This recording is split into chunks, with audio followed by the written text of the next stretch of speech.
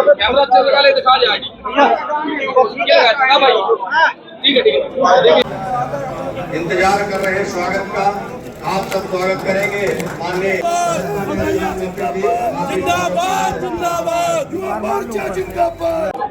जब भी कोई जिम्मेदारी मिलती है तो मैं हमेशा शारदा माई के धाम में जाता हूँ, उनके चरणों में अपना सिर नवा के फिर अपने काम की शुरुआत करता हूँ। उसी कड़ी में आज मैं फिर से गया था, उनसे यही प्रार्थना की है कि इतनी हमें बुद्धि और शक्ति दें कि जनता की जो अपेक्षाएं हैं, हमारे मध्य प्रदेश को हिंदुस्तान का सबसे बेहतर राज्य बनाना और हमारे विंध्य क्षेत्र को हिंदुस्तान का सबसे समृद्धशाली इलाका बनाना, ये जो बड़ा काम है ये हमारे प्रयास भर से नहीं होगा, ये आपकी कृपा से ही होगा। इसलिए शारदा माई से ये मांग हमने की है।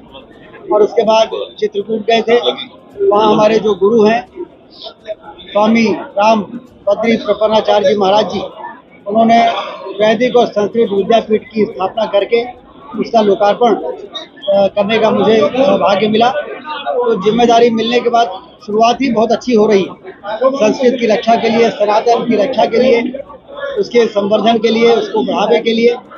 इसका मतलब ये है कि ईश्वर की कृपा है और ये शुरुआत जब ऐसा है तो इसका अंजाम भी अच्छा होगा। हमारा विंध्य क्षेत्र समृद्धशाली होगा, नंबर 1 का स्थान प्राप्त करेगा और हमारा मध्य प्रदेश भी हिंदुस्तान का सबसे बेहतर राज्य बन के तैयार होगा। तो बताना कि 18 सालों से हमारी सरकार है, लगातार सुधार के काम हमारी सरकार में हुए हैं।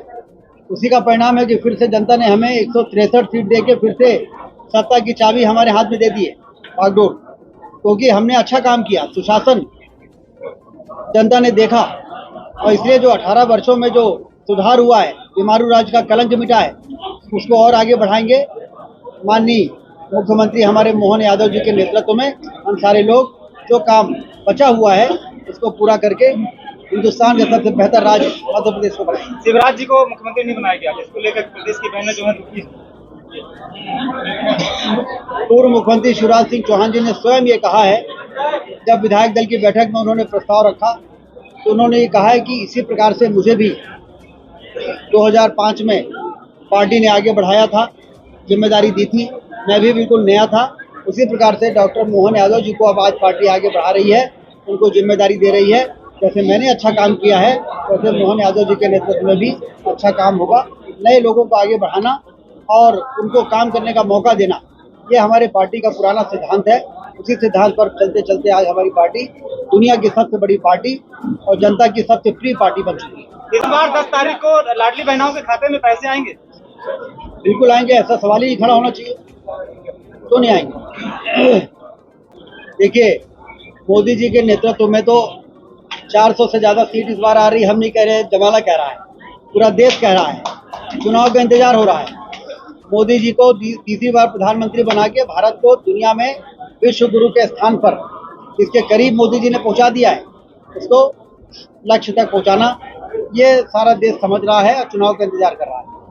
प्रदेश में ऐसी कई घटनाएं हुई है जहां बोरवेल में बच्चे गिर जाते हैं, उनकी मौतें हो जाती है, उसके लिए क्या कदम उठाएंगे? देखिए, दुर्घटनाएं होती हैं, लेकिन दुर्घटनाओं का जिस प्रकार से समाधान हमारी पार्टी की सरकारें निकालती हैं। अभी देखिए, आप सुरंग में 41 लोगों की जान खतरे में आ गई थी जम्मू कश्मीर में, और कितनी वो उत्तराखंड में, और कितनी कुशलता के साथ 41 लोगों की जान को बचाया गया है। कितने दिन तक वो अंदर रहे, उनको ऑक्सीजन भेजी गई, उनको भोजन भेजा गया, उनकी व्यवस्थाएं की गई, और जब तक व्यवस्था नहीं हो गई उनकी जिंदगी बची रहे इसका इंतजाम किया गया। तो रेस्क्यू ऑपरेशन जितना बेहतर तरीके से भारतीय जनता पार्टी के शासन में होता है, इसके पहले ऐसा कभी देखने को नहीं मिला है। मंत्रिमंडल गठन को लेकर जो कयास लगाया जा रहा है, कितने बिंदु से कितने मंत्री तय किए जाएंगे? यही बार एक ऐसा सवाल है जिसका जवाब मेरे पास नहीं, क्योंकि केंद्रीय नेतृत्व तो तय करेगा, वरिष्ठ नेता तय करेंगे, मंत्रिमंडल मुझे नहीं तय करना। मुझे तो मंत्री बना दिया, उप मुख्यमंत्री बना दिया, बस इतने काम मेरा है। मैं वहाँ ताक झाक थोड़ी करता हूँ जब कौन बनना है कौन नहीं बनना। देखिए, कल ही हमने मंत्रालय में बैठक की है, 3 मुद्दों पर हमने बैठक की है, सभी अधिकारियों को बुलाया था। एक तो हमारी सीधी से सिंगरौली की रोड हमें 2 महीने में 2 लेन चाहिए, ये मैंने बोला।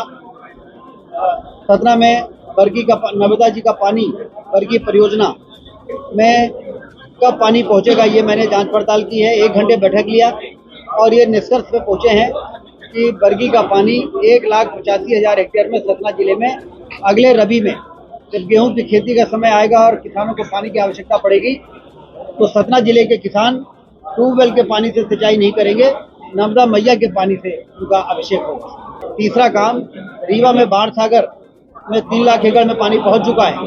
बहुती नहर में परेशानी है तो बहुती नहर का भी कल हमने मंत्रालय में बैठक ली, कल शाम को कलेक्ट्रेट में बैठक ले रहे हैं।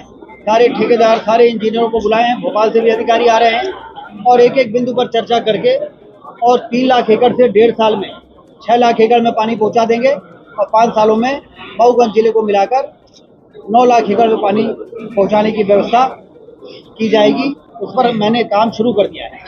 नहीं, देखिए, ये नियम तो पहले से ही है, फूड सेफ्टी के अंतर्गत मांस और मदिरा वाला भी पहले से ही है, सिर्फ उसको कड़ाई से लागू करने के लिए कहा गया है कि खुले में मांस तो ये खराब लगता है ना, ऐसा टंगा हुआ है, जनता को तकलीफ होती है। ये सरकार की जिम्मेदारी है प्रशासन की कि ऐसा कोई काम जिससे जनता को तकलीफ हो रही है उसको कड़ाई से लागू किया जाए।